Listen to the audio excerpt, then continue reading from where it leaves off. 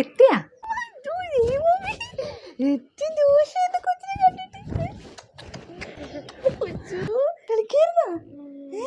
മേമസ് പൊന്നിന് എന്തൊക്കെ സാധനം ഇടുന്നൊക്കെ അറിയോ? കാറുണ്ട്, ജീപ്പുണ്ട്, ലോറിയുണ്ട്, എന്തൊക്കെ ഉണ്ടെന്ന് അറിയോ? വന്നിട്ട് നിനക്ക് കൊച്ചിനെ മാത്രം മതിയല്ലേ, എന്നെ ഒന്നും വേണ്ട. സ്വന്തം ചേച്ചി ഇവിടെ വന്നിട്ടൊന്നും മൈൻഡ് പോലും ഇല്ലല്ലോടി. ഇത്രയും ദിവസം കൂടി എന്റെ കൊച്ചിനെ കണ്ടിട്ട് ഞാൻ പിന്നെ നിന്നെ മൈൻഡ് ചെയ്യാൻ നിൽക്കല്ലേ? പോയേച്ചി എന്റെ കൊച്ചിനെ തൊട്ട് ജ്യൂസായി കാണാൻ കുറ്റിയായിപ്പോയി മേമയ്ക്ക്. ഓരോരുത്തർക്കൊക്കെ വരുന്ന മാറ്റങ്ങളെ. കല്യാണം കഴിഞ്ഞ വഴിക്ക് നീ ഇവിടെ വരുമ്പോൾ ആദ്യം എന്നെ ഒന്ന് ഓടി വന്ന് കെട്ടിപ്പിടിക്കുകയായിരുന്നു. കൊച്ചുണ്ടായ പിന്നെ കൊച്ചിനെ മാത്രം മതിയല്ല. എന്റെ ചേച്ചി എന്നാലും നിന്റെ സ്വഭാവം ഒന്നും മാറിയിട്ടില്ലല്ലോ, ഇപ്പോഴൊക്കെ ഇപ്പൊ ഇടക്കമുള്ള. അല്ല ഞാൻ വെറുതെ പറഞ്ഞാടി. അവിടെ സാധനം വെച്ചിട്ടുണ്ടോ, കളിച്ചോട്ടാ. അല്ല നിന്നോട് ഞാൻ ചോദിക്കണമെന്ന് വിചാരിച്ചോളൂ, എന്തു പറ്റി പെട്ടെന്ന് വരാൻ തോന്നാൻ? അല്ലെങ്കിൽ എപ്പോൾ വിളിച്ചാലും വരാൻ വരില്ല പറഞ്ഞോണ്ടിരിക്കണല്ലേ? എൻ്റെ കൊച്ചിനെ എന്നെയും കാണാൻ വരണം. എന്നിട്ട് അത്ര കാലം നീ ഇങ്ങോട്ട് കുറച്ച് ദിവസമായല്ലേ ഇങ്ങോട്ട് വരണമെന്ന് വിചാരിക്കുന്നത്. അച്ഛനെ അമ്മയുടെ എപ്പോഴും പറയും ഇങ്ങോട്ട് വരണം, കൊച്ചിനെ കാണുന്നത്. പക്ഷെ നടക്കണേ ഇല്ല, ക്ലാസ്സും കാര്യങ്ങളൊക്കെയാണ് നടക്കണത്. ഇന്ന് രാവിലെ വിചാരിച്ചു അങ്ങ് പെട്ടെന്ന് വരാം, നിന്നെയും കാണാം കൊച്ചിനെയും കാണാമല്ലോ.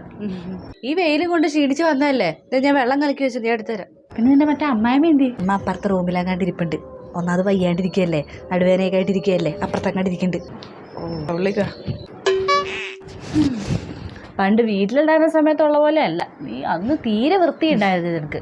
നീ ഒരു സാധനം പോലും മര്യാദയ്ക്ക് അടക്കി ഒതുക്കി വെക്കില്ലായിരുന്നു. എപ്പോഴൊക്കെ അതിൻ്റെ പേരിലായിരുന്നു അമ്മയുടെ ചീത്ത കിട്ടിക്കൊണ്ടിരുന്നത്. എന്നാലും ഇവിടെ വന്നപ്പോൾ നീ കുറച്ച് വൃത്തിയായി. റൂമൊക്കെ നല്ല വൃത്തിയായിട്ടാണ് കിടക്കണേ. പണ്ടത്തെ ഒരു ജീവിതം അല്ലല്ലോടി ഇപ്പോൾ. കല്യാണം കഴിയുമ്പോൾ ഞാൻ മൊത്തത്തിൽ മാറി. കല്യാണം കഴിഞ്ഞതിന് ശേഷം എന്തൊരു മാറ്റം അറിയാം എനിക്ക്. പണ്ട് എങ്ങനെ നടന്നേ വീട്ടിലൊക്കെ, നമ്മുടെ വീട്ടിലൊക്കെ എന്ത് കോലത്തിൽ നടന്നേ. പക്ഷെ ഇവിടെ ഇപ്പം ഞാൻ അങ്ങനെ അല്ലല്ലോ. ഒരു ദിവസത്തിൻ്റെ സമയം പോണതേ എത്ര പെട്ടെന്നൊന്നും അറിയില്ല.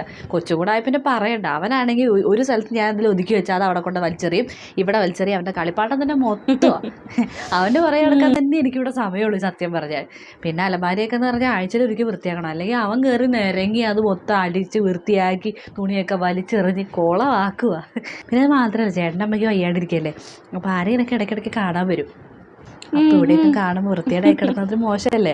അതുകൊണ്ട് എപ്പോഴും പിന്നെ വൃത്തിയായിക്കൊണ്ട് കിടക്കും. അതുകൊണ്ട് വൃത്തിയാക്കാനേ ഇപ്പോൾ എനിക്ക് നേരമുള്ളൂടി. എടി നീ ഇന്ന് പോകണോടി, നാളെ പോവാ. ഇന്നൊരു ദിവസം ഇവിടെ നിൽക്കുക. എന്തായാലും ഇത്രയും സമയം ഇപ്പം തന്നെ ഞാൻ 3 മണി ആവാറായി. എടി ഇന്നൊരു ദിവസം ഇവിടെ നിൽക്കടി. പിന്നെ നടക്കണ ദിവസമൊന്നും അല്ലാട്ടോ, വെറുതെ നിർബന്ധിക്കണ്ട, ഞാൻ നിൽക്കൂല. അല്ല നിനക്കൊന്ന് എൻ്റെ കൂടെ വന്നൂടെ? നീയും കൊച്ചും കൂടെ വന്ന ഒരാഴ്ച വീട്ടിൽ വന്ന് നിൽക്കടി. എത്ര നാളായി? എനിക്കൊരു 3-4 മാസമായി നീ വന്ന് വീട്ടിൽ നിന്നിട്ട്. വെറുതെ അത് വരിക പോവതല്ലാണ്ട് ഒന്ന് നിൽക്കാറേ ഇല്ലല്ലോ. നിനക്ക് അവിടെ വന്ന് നിന്നൂടെ? നീ എന്നീ പറയുന്നത്? നിനക്ക് ഇവിടുത്തെ അവസ്ഥ അറിയാതിട്ടാണോ നീ ഇങ്ങനെ സംസാരിക്കുന്നത്? ചേട്ടൻ്റെ അമ്മയ്ക്ക് വയ്യാണ്ടിരിക്കുമല്ലേ, ഞാൻ ഈ സമയത്ത് വീട്ടിൽ വന്ന് നിൽക്കാന്നൊക്കെ പറഞ്ഞാൽ. എടി എനിക്ക് ആഗ്രഹമില്ലാഞ്ഞിട്ടല്ല, എത്ര കാലം ഞാൻ വിചാരിക്കുന്നത് ഒരാഴ്ച വീട്ടിൽ വന്ന് ഇത്തിരി സമാധാനമായിട്ടൊന്ന് കിടന്ന് ഉറങ്ങണം, അമ്മ ഉണ്ടാക്കണ ഭക്ഷണം കഴിക്കണം എന്നൊക്കെ ഭയങ്കര ആഗ്രഹമുണ്ട്. പക്ഷെ ഒന്ന് എത്തി നോക്കിയിട്ട് വരാമെന്നല്ലാണ്ട് ഇപ്പോൾ ഒന്നും നടക്കില്ല.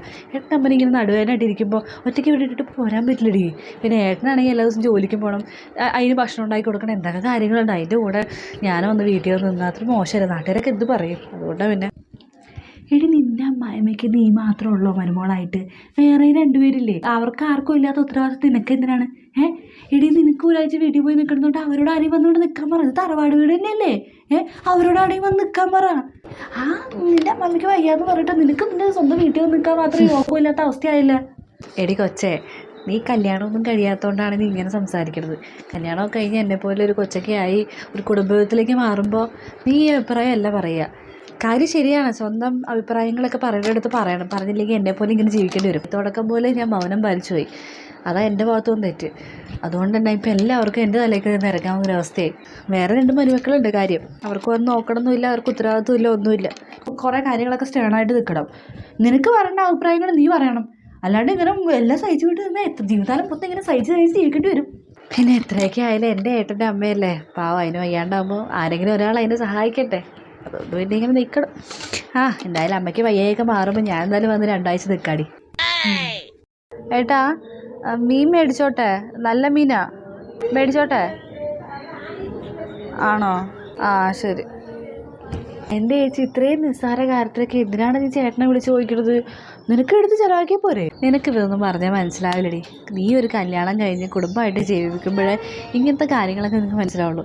ഇപ്പം നീ ചിന്തിക്കണ്ട, അപ്പോൾ ഈ ഇത്രയും നിസ്സാര കാര്യത്തിൽ എന്തിനാ ഏട്ടനെ വിളിച്ച് ചോദിക്കണമെന്ന്. നിനക്കറിയാലോ ഏട്ടൻ്റെ വരുമാനം കൊണ്ടല്ലേ ഈ വീട് മുന്നോട്ട് പോകണേ. ചേട്ടൻ ചിലവിന് വേണ്ടി തരുന്ന ആ ഒരു കുറച്ച് തുക വെച്ചിട്ടാണ് ഞാൻ ഇവിടുത്തെ കാര്യങ്ങളൊക്കെ മുന്നോട്ട് കൊണ്ടുപോകണേ. അപ്പോൾ ആ പുള്ളി എന്തായാലും അധ്വാനിച്ച് കൊണ്ടുവരുന്ന പൈസ അത് നമ്മുടെ തോന്നുമ്പോഴേ ഇഷ്ടത്തിലങ്ങ് ചിലവാക്കാൻ പാടില്ലല്ലോ. അപ്പോൾ എന്തെങ്കിലും എനിക്ക് ആവശ്യമുണ്ടെങ്കിൽ ഞാൻ ചേട്ടനോട് ചോദിക്കും.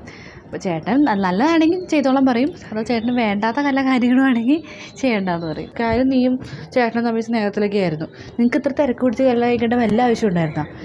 ഈ ആലോചന വന്നപ്പോൾ തന്നെ അച്ഛനമ്മയും പറഞ്ഞാൽ കുറച്ച് കഴിയട്ടെ, നിനക്ക് ജോലിയൊക്കെ ആയിട്ട് മെല്ലെ അവരെന്നെ നടത്തി തരാമെന്ന് പറഞ്ഞപ്പോൾ നിങ്ങൾക്ക് പറ്റില്ല. അപ്പോൾ നിങ്ങൾക്ക് അപ്പം തന്നെ കെട്ടണം. എന്തായി? എനിക്ക് ജോലിയില്ല, അന്ന് ജോലി വല്ലതും ആയതുകൊണ്ട് ഇത്രയും ഇങ്ങനെ കിടന്ന് ചേട്ടൻ്റെ മുന്നിൽ കൈ നീട്ടേണ്ട ആവശ്യം വല്ലതും ഉണ്ടാവുമായിരുന്നോ? പറ്റിപ്പോയടി. ഞാൻ അതിനെക്കുറിച്ചൊന്നും പറഞ്ഞിട്ട് കാര്യമില്ല. നീ എന്തായാലും കല്യാണം കഴിക്കണതിന് മുമ്പ് സെറ്റിലാവണോടി. സ്വന്തമായിട്ട് വരുമാനവും കുറച്ച് ബാങ്ക് ബാലൻസ് ഒക്കെ ഉള്ളത് നല്ലതാണ്. വേറെ ആളുടെ മുന്നിൽ കൈ നീട്ടേണ്ട ആവശ്യമില്ലല്ലോ. ഞാനെന്തായാലും ഈ പരിപാടിക്ക് ഞാൻ നിൽക്കില്ല. ഇത്രയും നാണം കെട്ട് ജീവിക്കണേ പോലെ ഞാൻ പിന്നെ കല്യാണം കഴിക്കാണ്ടിരിക്കണേ. എനിക്ക് എന്തായാലും ജോലിയായി ഞാനൊന്ന് സെറ്റിലാവാണ്ട് ഞാൻ കല്യാണം കഴിക്കില്ല.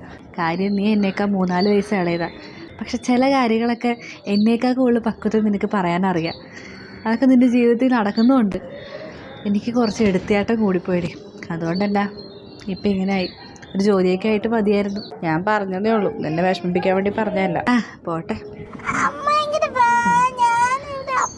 അയ്യോ, ദേ ആ ചെറുക്കൻ അപ്പിയിട്ടിട്ട് നിൽക്കുന്നു. ഞാൻ അങ്ങോട്ട് ചെല്ലട്ടെ, നീ ഉള്ളിലേക്ക് വാ.